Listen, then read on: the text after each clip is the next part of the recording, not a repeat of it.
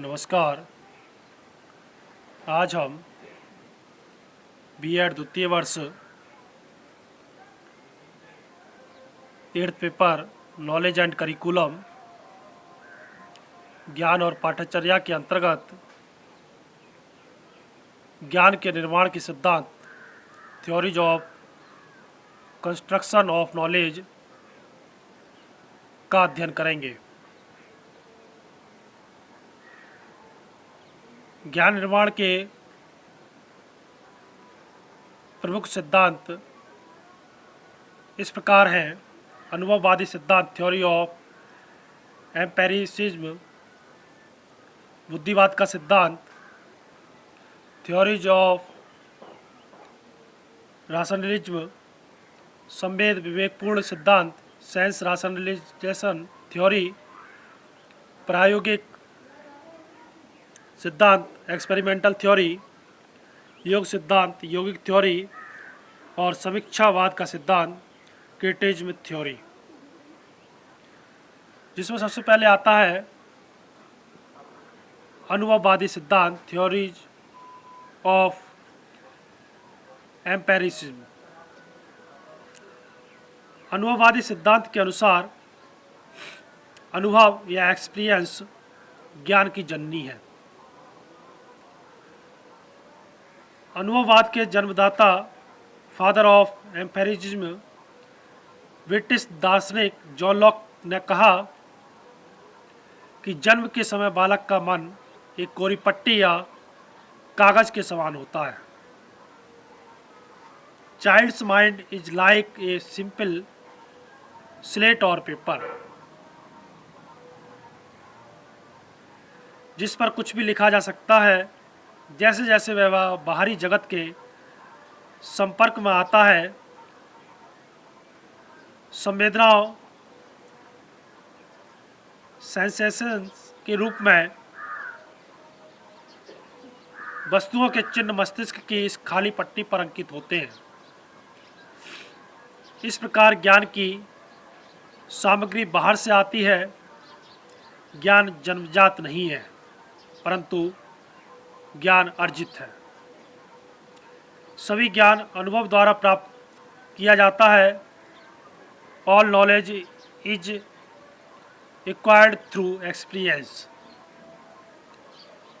अनुभव को समूचे ज्ञान का स्रोत माना जाता है। यह हमारे मस्तिष्क या मन के बाहर से आता है। यह स्वयं मन के अंदर जन्म के पूर्व ही से निहित नहीं होता। मनुष्य को ज्ञान विभिन्न इंद्रियों सेंस के माध्यम से प्राप्त संवेदनाओं के द्वारा होता है। अनुभववाद के प्राचीन रूप में ज्ञान प्राप्ति में बुद्धि का तनिक भी सहयोग स्वीकार नहीं किया जाता। आधुनिक अनुभववादियों मॉडर्न एम्पेरिसिस्ट्स ने बौद्धिक प्रक्रियाओं को प्राथमिकता ज्ञान विस्तार में अस्वीकार तो नहीं किया, परंतु वे यह भी कह देते हैं कि इस बौद्धिक सहयोग की अंतिम उत्पत्ति अनुभव या एक्सपीरियंस ही है। बुद्धि ज्ञान में कुछ कमी कर सकती है, किंतु इस कमी की सत्यता केवल अनुभव द्वारा ही प्राप्त होती है। अनुभववादियों के अनुसार ज्ञान पूर्ण रूप से बाहरी है। ऑल नॉलेज इज एक्सटर्नल, और उस पर मन या मस्तिष्क का किसी प्रकार का आंतरिक निर्धारण नहीं है। समस्त ज्ञान का अंतिम उद्गम स्थल अनुभव है। अनुभव या संवेदना के बिना कोई ज्ञान संभव नहीं है। अनुभववादी जन्मदाता जन्मजात प्रत्ययों इनेट आइडियाज के विरुद्ध हैं। अनुभववादी ऐसे किसी भी कार्य या पदार्थ को नहीं मानते जो कि अनुभव से सिद्ध ना होता हो, एक्सपीरियंस से सिद्ध ना होता हो। तो ये था पहला सिद्धांत, अनुभववादी सिद्धांत थ्योरी ऑफ एम्पेरिसिज्म। दूसरा सिद्धांत आता है बुद्धिवाद का सिद्धांत, थ्योरीज ऑफ राशनलिज्म।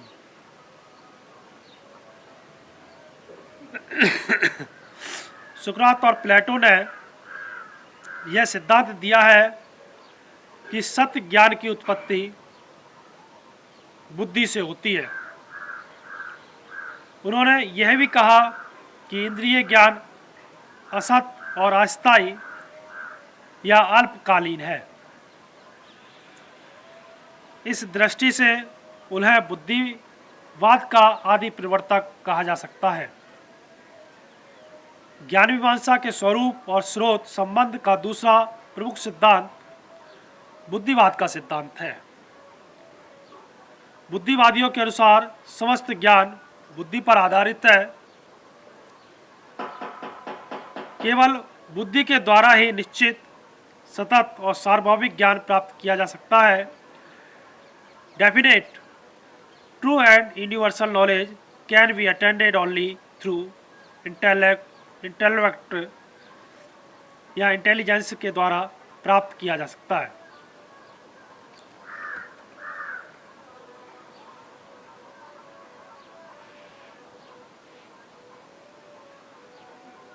बुद्धि ही ज्ञान का अंतिम प्रमाण है। Reason alone is the final testimony of knowledge. बुद्धि हमें जन्म से मिलती है और उसी से हम समस्त ज्ञान प्राप्त करते हैं। ज्ञान प्रत्यय आइडियाज के रूप में होता है, इसीलिए यह कहा जा सकता है कि हमारे ये प्रत्यय जन्म से हमारे साथ हैं। यह जन्मजात है। इस प्रकार के विचारकों को हम बुद्धिवादी और उनके इस बुद्धि के ज्ञान की उत्पत्ति मानने के सिद्धांत को बुद्धिवाद, राशनलिज्म कहते हैं। उनके विचारों के आधार पर कहा जा सकता है कि बुद्धिवाद का यह वाद है जिसके अनुसार ज्ञान के कुछ प्रत्यय जन्मजात या इनेट या इनबॉर्न होते हैं। बुद्धिवाद के अनुसार वास्तविक सत्य गणितीय निर्देशन अथवा प्रमाण, मैथमेटिकल डेमोन्स्ट्रेशन और प्रूफ से प्राप्त होते हैं। इन निर्देशनों और प्रमाणों का आधार कुछ स्वयं सिद्धियों होती है। इन स्वयं सिद्धियों से आगे ज्ञान की उत्पत्ति होती है। तर्क की सत्य सामर्थ्य और स्वयं सिद्धियों के लक्षण के आधार पर प्रमाणित होती है। इसीलिए हम कह सकते हैं कि ज्ञान प्रत्यक्षीकरण, परसेप्शन या संवेदनाओं का परिणाम नहीं, यह अनुभव के पूर्व है। नॉलेज इज प्रायर और ट्रू एक्सपीरियंस। इस सिद्धांत के अनुसार बुद्धिवादी या बुद्धिवाद को सहज ज्ञानवाद भी कहते हैं। अगला आता है संवेदी विवेकपूर्ण सिद्धांत, सेंस राशनलाइजेशन थ्योरी। यह सिद्धांत अरस्तु द्वारा दिया गया है। इसमें अरस्तु ने पूर्व अनुभववाद और पूर्ण तर्कवाद को स्वीकार नहीं किया। अरस्तु का मानना था कि चेतन सामग्री की क्षमता को तर्क के द्वारा, लॉजिक के द्वारा वास्तविक बनाया जाता है और इस प्रकार तुम्हारे पास विचारों, तथ्यों, सिद्धांतों और ज्ञान प्रणाली का विस्तृत स्वरूप होता है। कांट के अनुसार अनुभववाद और बुद्धिवाद दोनों अंधविश्वासी हैं। उसके अनुसार हम अनुभव के साथ ज्ञान के उद्देश्य के लिए कार्य आरंभ कर सकते हैं, परंतु अनुभव स्वयं में ज्ञान प्रदान नहीं करते। इसमें ज्ञान को रूप देने के लिए तर्क की आवश्यकता होती है, लॉजिक की आवश्यकता होती है। आजकल के आधुनिक विद्यालय मस्तिष्क और चेतना दोनों के प्रशिक्षण या ट्रेनिंग के कार्य करते हैं। शिक्षण कौशल, टीचिंग स्किल्स, मस्तिष्क एवं चेतना की सहायता से ज्ञान प्राप्त करने के लिए विद्यार्थियों को अभिप्रेरित करते हैं ताकि वे स्वस्थ जीवन व्यतीत कर सकें। अगला है प्रायोगिक सिद्धांत, एक्सपेरिमेंटल थ्योरी। यह सिद्धांत ज्ञान केंद्रिक और तार्किक इन दोनों स्तरों से संबंध रखता है। प्रयोजनवाद जीवन का सिद्धांत है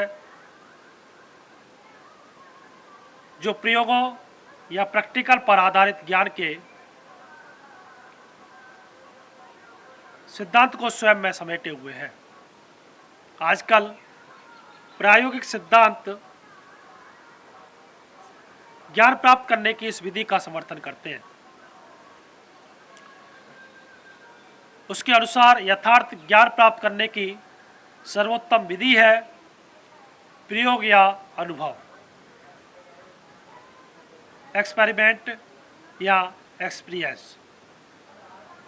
वही ज्ञान उपयोगी है जिसे हम करके अपने अनुभव के आधार पर प्राप्त करते हैं। ज्ञान की सत्यता असत्यता की जांच प्रयोग या एक्सपीरियंस या एक्सपेरिमेंटल के द्वारा ही की जा सकती है। इस प्रकार प्राप्त ज्ञान प्रायोगिक विधि एक्सपेरिमेंटल मेथड पर आधारित होने के कारण ही प्रयोजनवाद को प्रयोगवाद भी कहा जाता है। इस विधि के अनुसार जैसे जैसे व्यक्ति नए नए अनुभव या एक्सपीरियंस प्राप्त करता है वैसे वैसे उसके पूर्व अर्जित ज्ञान में निखार व सुधार आ जाता है। तो ये था प्रायोगिक सिद्धांत, एक्सपेरिमेंटल थ्योरी। इसके आगे के सिद्धांतों का अध्ययन हम कल के व्याख्यान के अंतर्गत करेंगे। धन्यवाद।